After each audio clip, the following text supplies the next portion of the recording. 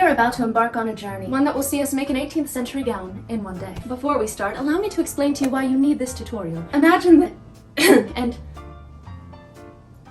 well, let's just get to it then.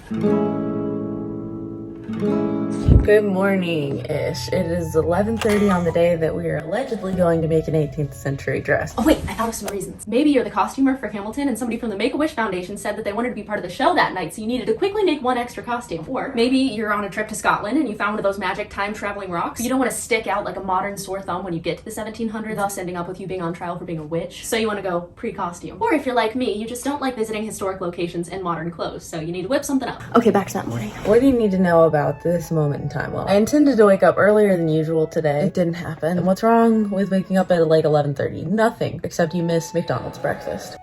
Last night in the middle of the night, I put a desperate plea out into the universe and the President of the United States responded. I'm pretty sure that that's who it was. Because look what I found in my fridge. Also, I'll have you know, what am I doing in the closet? I need nothing in. So basically what we're going to do is it was warmer in my closet.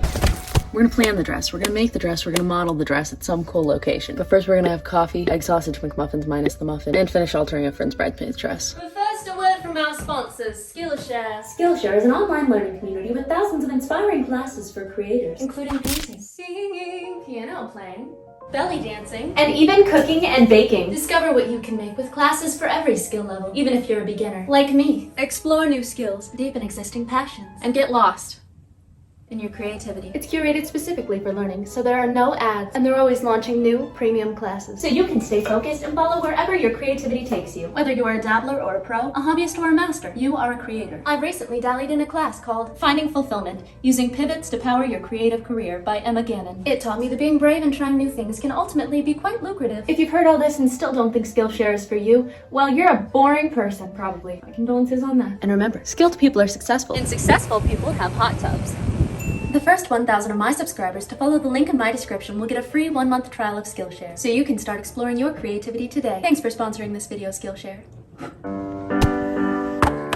Wow, that egg is sizable. You know what they say, everything's bigger in the morning. After finishing my food, altering my friend's bridesmaid's dress, cleaning my whole house, and looking up photos for inspiration, it was about 4 o'clock. It was 4 p.m. when I actually started this thing. Of the various different 18th century dress styles to choose from, I decided to go with the robe a la anglaise. I didn't want to botch the French pronunciation of that, so I just said it as American as possible. But one second, let me try. The robe à l'anglaise was usually just pinned closed at the front, which should be easy, and had a pleated, close-fitting back. Now let's pick a fabric. I have a crap ton of this stuff, so I might as well use some. But I really like this. I just don't have enough of this to make a whole dress. I have enough for most of a dress, but I need like a secondary color. Fortunately, I had this red curtain that would do nicely, leaving me with 2 potential combinations. Now, I definitely think I prefer the red combo to the green combo, but I'm gonna hold an Instagram vote, mainly just to reaffirm what I already know I want. So I'm gonna word it in a way that kind of subliminally leads people towards choosing what I like.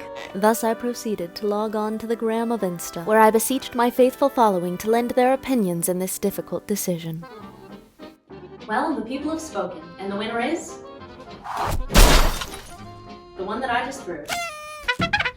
We'll probably utilize pretty much the whole bedsheet in the overskirt, and then peeking out of the front, we'll have this red fabric for our underskirt. Then all we have left to make the bodice and the sleeves are these 2 pillowcases. And I know that a pillowcase was enough fabric to make a bodice a few years ago, but that was before I discovered egg sausage McMuffins. So, we'll see. Now, using a measuring tape, ribbon, or phone cord, measure the distance from your shoulder to there's, you know, the little area that, one second, this might help. You're going to measure the distance from here to there to here to there to about here, and then connect all of the dots, leaving you with this shape, which you will trace onto the folded edge of a folded up piece of fabric. After cutting up the mock-up / lining out of a fabric that you have an abundance of, try it on against yourself. Take note of areas that might need to be trimmed down, but remember that it doesn't have to be perfect. 1, because who's ever going to see you in this? Where are you going to wear it? And 2, given the highly structured nature of an 18th century bodice, it's going to force your body to fit it pretty much no matter what. To make the back, just trace the front, but with a higher neckline and a higher center bottom point. And now, since we only have one day, there is no time to make stays, therefore we are adding boning directly to the bodice using, You guessed it, zip ties. trace your zip ties onto your bodice lining to create several different channels. This is sort of the pattern I drew mine on in, but you could do more or less. This is your creation. Heck, for all I care, you can use uncooked fettuccine noodles for boning. Then, every time you bend over, it'll sound like your ribs are cracking, which could be a really good excuse to leave a party early if you get like social anxiety. So this is this tutorial how to make a social anxiety dress in one day. Woo! Crap, I think I missed my chance to say that you're supposed to cut out 2 layers of lining and you're sewing those channels in between 2 layers of lining. Oh, and now's the time to cut your bodice in half right down the middle. Then trace those lining pieces onto your outer fabric. Now before adhering the outer layer onto the inner layer, you'll want to slide some zip ties into those channels. After completing this endeavor, lay the lining pieces on top of the outer fabric, right sides facing each other, then pin them, sew along almost all of the edges, leaving one open, then flip the whole thing right side out. Next, I recommend clearing the room of birds to avoid poop stains. Now let's add half a cup of deception to our recipe. We want our back to appear like it was made out of several different pattern pieces that were excruciatingly cut out and sewn together. So, on the inside of our back, we're going to draw the lines that we want to trace with our sewing machine. Simply pinch the fabric all along the line that you drew and stitch about a fish egg's width from the edge. This trick can be pulled on just about any garment to make yourself look like a harder worker than you are. Now pin the back to the front, right sides kissing each other, and try it on before sewing in place. If it's too loose, bring the straps up higher and the edges in tighter. You want this to fit you like a glove. Speaking of gloves, never mind, I don't actually have anything to say about that. Fold down and sew the inside edges where your bodice will close. You don't need to add closures because you'll just pin it closed with straight pins. I know that sounds corner cuttery, but it's actually the historically accurate way to do it. Now to cover our scandalous legs. Fold your bed sheet in half long ways and then cut it in half. Since I was doing the open front style skirt, I ended up having a lot of extra fabric. Hold the dang thing up to yourself to get the length right. Mine was about an iPhone width too long. But make sure you cut those excess inches off of the top and not the bottom because we don't want to waste time hemming the bottom again. It is already hemmed since it is a bed sheet. Flip to the longest stitch your machine can manage and sew all along that top raw edge. Just be sure you don't backstitch when you get to the end. Simply pry it away from the greedy jaws of your machine and tug on one thread till it becomes all bunchy on top. Tug until the width of the skirt waistline fits in between these 2 points of your bodice. Pin in place, then try it on to see how it looks. Be content with the way that it lays because you don't have time to be picky. Use your machine to frantically and violently cement the skirt in place, then check the clock. It's 7 p.m., so I'm missing a coming home party for my brother's girlfriend, Frances, which stinks. Probably gonna miss the whole thing unless I catch the tail end of it, but I'd really have to sew while I'm there, which does sound like a me thing to do. Welcome home, Frances! If you're curious about what she was coming home from, she was walking on all fours barefoot across Colorado for a month or something like that. Anywho, don't worry, I was extremely productive while there. We're hand sewing some raw edges down, or, well, no, that's not what I don't know what I was doing. To prevent fraying, I burned the raw edges while having a conversation about current events with one of my best friends, Josh. I love trivia. Name a female governor. Ron DeSantis. Ron DeSantis.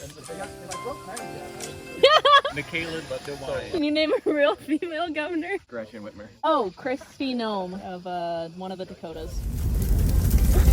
I decided the quickest way to burn all the raw edges was to have a professional model wear it around a fire, and then I came home and I cut out some sleeves. They were just a general sleeve shape. I'm not going to give you too much info on this. I don't have to. You can't make me do anything. Sorry, I need to go have a second cup of coffee. I'm back. Anyway, at this point it was about 1 a.m. and I was clearly very stressed, but I persevered, tucking the sleeves lovingly into their little dwellings and sewing them in place. Cut out the sleeves a touch too big for the opening, and then with the excess fabric, just throw in a couple pleats in the back. After hemming the bottom of your sleeve, turn your attention to making a fichu. A fichu is, contrary to popular belief, not Mulan's dragon, but a sort of neck scarf commonly worn in the 1700s. Fold some fabric at its corner, then cut a triangle about half the size of an adult stingray. Then turn off this video, do some research, and make something completely different because I don't think this is correct at all. Now for the underskirt. The skirt width should be the length of 1.5 dad, and for reference as to the size of a dad, here is a photo of a premium dad as compared to a tennis court. Okay, so I'm recording this voiceover with the microphone in my nose. Let me know how it works. This skirt is going to be constructed much in the same way as the first skirt, except this one's going to have a waistband. To make a waistband, cut out a strip of fabric, then fold it with your first hand, hold it with your second hand, and then hold all of that with your third hand and iron it down. Now open the thing up like a big long mouth and feed your skirt to it, tucking the bunchy waistband within its jaws and chomping down tightly. Pin it in place, sew across, then check that clock. So there you have it. It is 3:19, so I have been at this for approximately 12 hours. And this is what we have. A technically finished dress, but I am gonna add some more trims and fun stuff on the road tomorrow. Oh yeah, by the way, I'm going on a road trip tomorrow in the RV. And I still haven't packed, so now I'm probably gonna stay up till like 6 packing. Well, I finally finished packing and the sun is rising.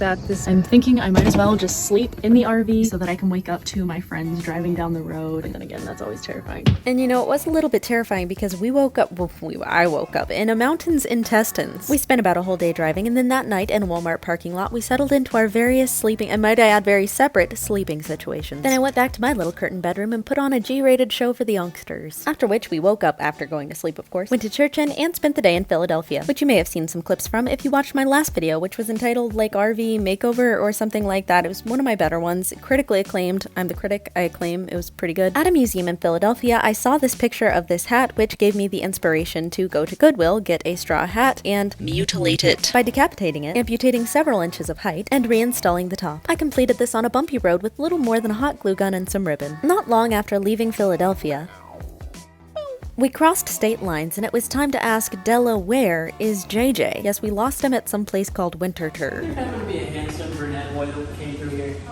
A handsome brunette boy. He's about this tall. Those young women provided little help, but we found him on our own, roaming aesthetically through the gardens. Can you walk backwards, JJ, back through that stream of light? Don't walk backwards, but like turn around and walk. Fine, you can walk backwards. Can you go down the stairs elegantly? Tiptoe down, arm down. Okay. If you're dying to know about all the cool things I saw in Delaware, well, I saw one cool thing. This. Back on the road towards our final destination, we made a quick stop at a thrift store, where I bought some fairly subpar items and then remembered what this video was actually supposed to be about, and so I got back to work on my 18th century hat. Using thread, I tied knots every few inches down on this chiffon scarf, creating little bubbles which I hot glued in place. Then we visited an ancient spaceship in a city where I met several subscribers, including Sage, who was super sweet, Casey, who makes balloon art, and Abraham Lincoln. That night, we piled into the RV and slept in a pet store parking lot, where Joe got a little bit obsessed with a cat. I'm gonna go back there and get some more. Ever wonder what they're up to after hours at the pet store? Just chilling in the store. Just got the store to myself. Yeah, give a nice little stretch. Yeah, that's what we do after hours. Now, I know I said I'd be adding trims and stuff on the road, but it's just that I never felt like it, so I didn't. Therefore, I decided I would devote one more day to sprucing up my technically finished dress after a delightful shenanigan-filled ride home. By shenanigans, I mean we did stuff like King of the Curb starts now.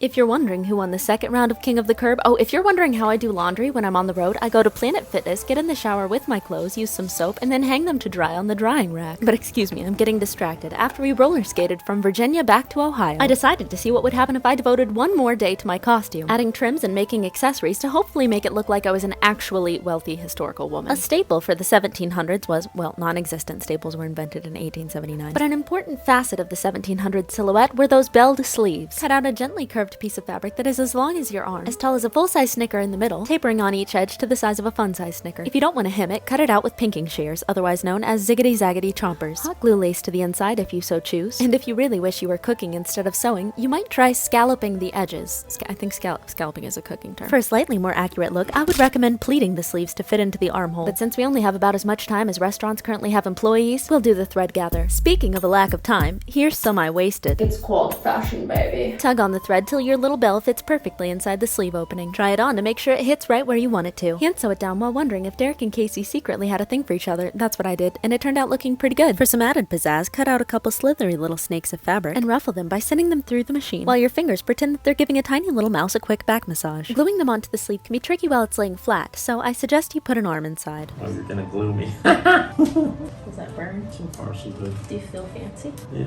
Oh, look at that. After thanking your elderly hench person for their service, it's time to make a bum roll. It is a universally acknowledged fact that the women of the 18th century were obsessed with looking like Kardashians, and this big old panty pillow could help achieve that effect. Basically, you're going to sew around the edges of a big piece of fabric, leaving a tiny opening to stuff stuffing inside of. Sew elastic or ribbon to each edge. Then sneak into your neighbor's house, steal one of their pillows, and rip out the angelic, fluffy, somewhat stinky stuffing, and pack it tightly into your Kardashianator. Oh, They made it too big. It's very strange. I mean... Okay, so this is what you actually want. A skinnier bum roll with two little square pillows on the side. It is to be worn like so or like so.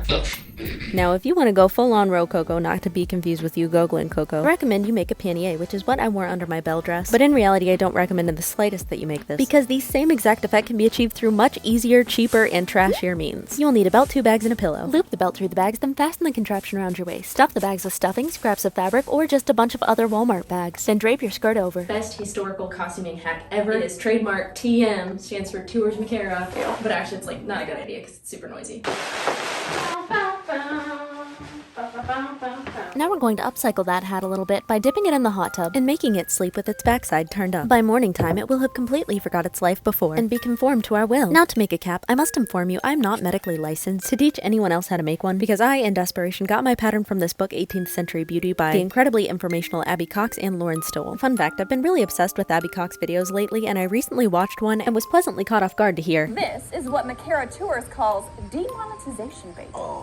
Anyway, after realizing she was aware of my existence, I reached out to her and she gave me some helpful tips on making this cap. My final touches to enhance the fanciness of this look included making a choker from some extra trim, doing my hair a little higher and adding baby powder. Oh, and I made an entirely different underskirt with a slightly more high quality fabric. But don't worry, it was still clearance fabric, and this whole look cost me less than $15 and took about 17 hours of work. Okay, now you're probably like, why am I still here? Well, there's gonna be another grand reveal, but this one's gonna be done in the style of a short film because we were at this park thing where there's this historical house and we were just gonna film the outside, but the groundskeeper was like, hey, do you guys want to go in the house? And we were like, yeah, and he's like, okay, but you can only stay for a few minutes. And we were like, you got it, sir. I'm the master of doing fast things. So we hastily made this film called Colonial Woman Awaiting Her Husband's Return from the Revolutionary War.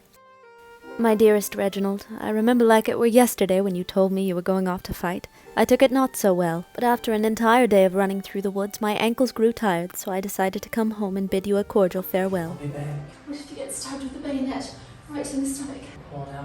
I'll come home with you. And just like that, as you pulled your arm away from my gorgeously clad, roughly arm, our happy home of two became a home of one. I find myself glancing longingly out the window at every conceivable opportunity, hoping to see you running towards me with open arms in that fancy jacket of yours and your futuristic pants. But worry not about me, dearest Reginald, for I keep quite busy with my cooking and my cleaning and of course my harpsichord playing. But without you around, there are so few messes to clean up. Nay, nary a spill in sight. I gather herbs still when the pantry demands it, and I contemplate how I once had a friend whose grandfather's name was Herb. Then I wonder, did he pronounce it with the H silent, as we Americans do? Or did he utter the H, like those dirty redcoats pronounce the word herb? Oh, my darling Reginald, do you recall how much fun we used to have in the gardens? Playing Pop Goes the Weasel from sun up till sundown. What happy times those were. Now when I traipse through the chilly garden, I have nothing but your memory to keep me company. There are certain actions I take in order to feel closer to you. Sometimes I enter the bedroom and I sniff the things you left behind, and I wonder why did he go off to war